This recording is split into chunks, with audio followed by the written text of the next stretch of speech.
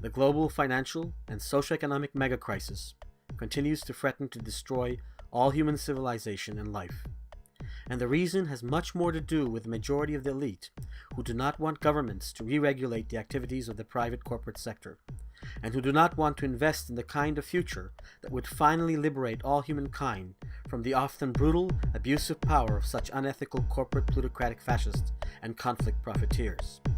People are desperate, and in these harsh, bitter, cold, antisocial times, political extremists, ultranationalist fascists, theocratic fascists, outright Nazis, antisocial anarchists, totalitarian authoritarianists, such as so-called communists, are finding it much easier to confuse, divide, and recruit unwary persons.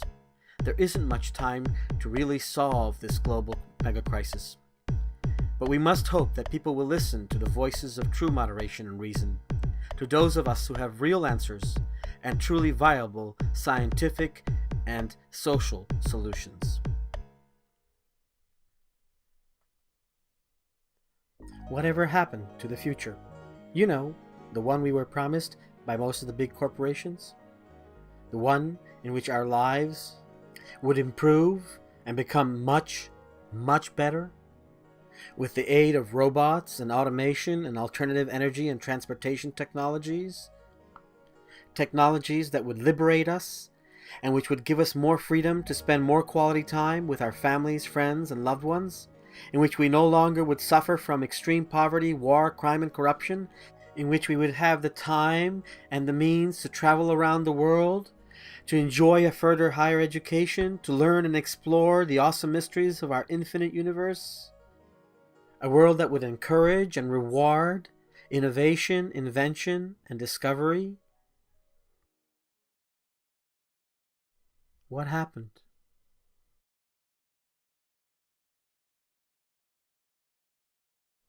Why does it feel that nothing really has ever changed? That we're still abused and exploited and oppressed by a very small group of elite, and that if we dare complain about it, they'll come and attack us with their powerful guns and whatever? Why does it feel so horrible? Why is the world so full of suffering and war and crime while certain people are having it on the easy? Why? Why is there so much hatred and extremism in the world today? Why can't we simply get our act together? Why is all this poverty and suffering, all this starvation and disease? And why do some people foolishly think, truly believe, that violent revolution is possible and that it'll change anything? Why don't people ever learn from history that even if people have good intentions when they start out, eventually things get corrupted, and for things to avoid corruption, you need a higher ethics, a greater wisdom?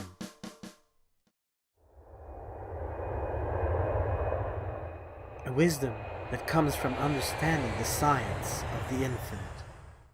The wisdom of brilliant-minded, eccentric geniuses, such as Nikola Tesla. The wisdom of compassionate, humanistic scientists who really care about the world and people. The wisdom of those who dare to think and be different from the rest. The wisdom of Asimovian Robotonomics, which I'm about to explain. Asimovian Robotonomics, a term I, Jean-Pierre Adifenio, coined in honor of Isaac Asimov, is a form of social democratic regulated capitalist economics in which technology, especially robots and computers, are essential. In order to achieve truly sustainable, socially and environmentally conscious and ethical socioeconomic fairness and justice, we need to mass produce and mass employ high-tech robots and automatons to perform as many, if not most, of the menial tasks and hard labor currently done by our fellow humans, without causing any loss in wages to those whose work these robots should and will perform, allowing people to live healthier lives and spend more quality time with their loved ones, friends, family, and do any other number of truly fulfilling and meaningful things, such as gaining further education for the benefit of all society in the world. It requires transparent, open, and ethical government, and the introduction of existing, albeit heretofore suppressed, alternative energy and transportation technologies. Now let's compare systems. Unsustainable plutocratic capitalism, with a combination of cyclical boom-bust cycles and sudden unexpected mega-crises, and massive corruption, conflict profiteering, wars, and crime, eventually leads to total plutocracy, in effect fascism, or total antisocial chaotic anarchy, which also leads to total disaster. The current global plutocratic capitalist system is dependent on keeping government and societal levels of corruption and division, and causes untold suffering and premature death. It is a system that pretends to be the only real alternative to outright fascism and communism. It is a form of unsustainable capitalism that promotes superficial values and hate. It is antithetical to the deepest, truest, universal spiritual and scientific values and principles and ethics, and it murders genius. As you can see in this diagram, a very small number of people are at the very top, and there's a relatively small percentage of people who are middle class. The majority of the world is poor or extremely poor. Plutocratic fascism or communist fascism are both anti-democratic, closed, and fear-based systems that never deliver what they promise and always end up in total disaster. This category includes Nazism and theocratic fascism. We all should already know what horrific atrocities and genocidal mass murders and torture were committed by Nazi Germany, Mussolini's fascist Italy, Tojo's fascist Japan, and other right-wing fascist nations.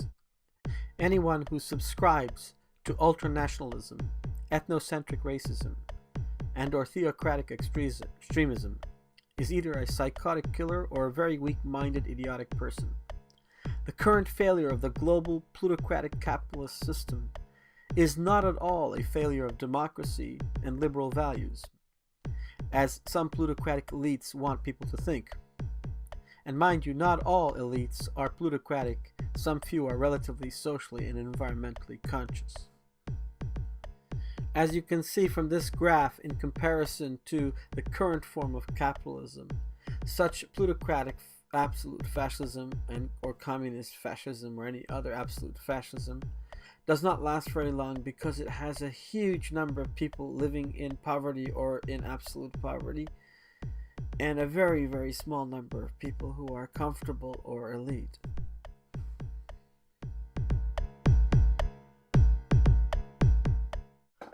Finally, again, we have social democracy, in effect sustainable capitalism, which is environmentally and socially conscious, constructive, and cooperative capitalism mixed with some elements of socialism, but without nationalism, and with optimum levels of freedom, liberty, health, happiness, and fulfillment for society. It requires alternative energies and transportation technologies, such as cold fusion, and it requires Asimovian Robotonomics, in effect robots which work for all of us, allowing us to live happier, healthier, more meaningful lives. It also requires totally ethical, open, and transparent governance, greater public awareness, and adult education opportunities, emphasis on ethics, science, and spirituality. The way the world is today, being so interdependent, we no longer have any other viable, logical option but to bring about true social democracy. As you can see from this graph, there is a small number of people who are elite, but there is a larger number of people who are wealthy and a very, very large number of people who are middle class, including upper and lower middle class, and they make up the vast majority of the people. Only a small number of people are in some degree of poverty, because there will be, of course, people who will not want to be part of society and who will want to be free from any assistance. Or there will be people who, for some reason or another, simply fall through the cracks and are not discovered in time because of the large numbers of people that exist in modern societies. But in the long term, moderate poverty itself can be reduced as the middle class itself increases in its number. This is the only viable option if we want to solve our world's economic global crisis. And remember, the actual technologies, the actual robots and other technologies we need do already exist.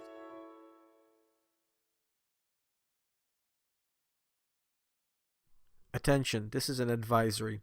If documentary scenes of inhuman brutality and extreme violence and suffering disturb you, please stop watching this video now.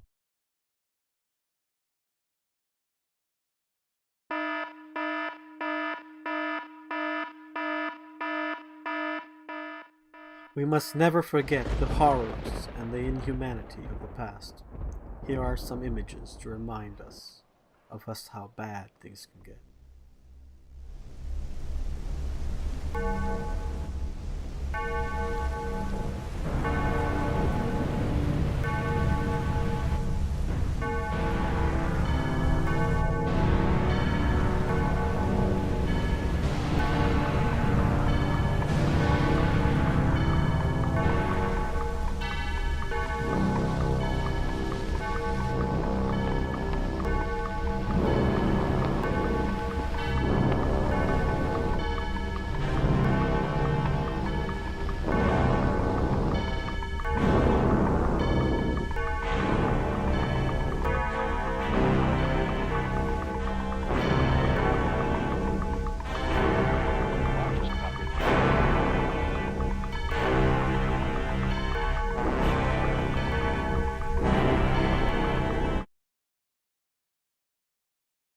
Nuremberg in southern Germany, the hotbed shrine city of Nazism, was overrun by the victorious Yanks. Of all the enemy's leveled cities, none reflects greater destruction than Nuremberg, where the Allied attack poured its full fury upon the spawning grounds of the Nazis. The haughty German eagle looks down on German dead, lying still in defeat. Over the vast stadium, Old Glory overshadows one of the world's most hated symbols. Here, where once thousands of swastikas flew above the goose-stepping troops, parading for the strutting Fuhrer, and where he ranted to the assembled thousands, the troops Hitler once laughed at take over. The swastika will no longer flaunt its crooked arms above the Nazi shrine.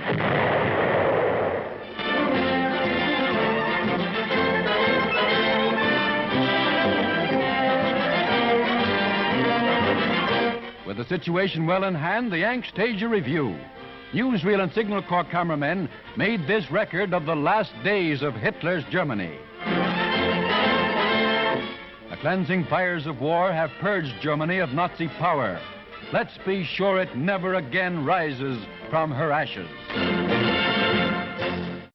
And let's be sure that we stop wasting all our resources on war, crime, and corruption so that we can protect ourselves from dangers.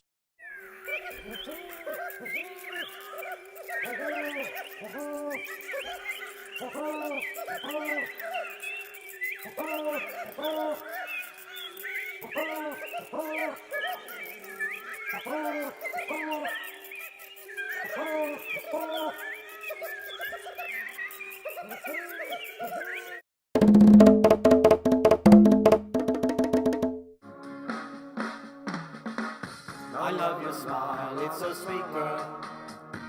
I want to take you off your feet, girl. and fly away.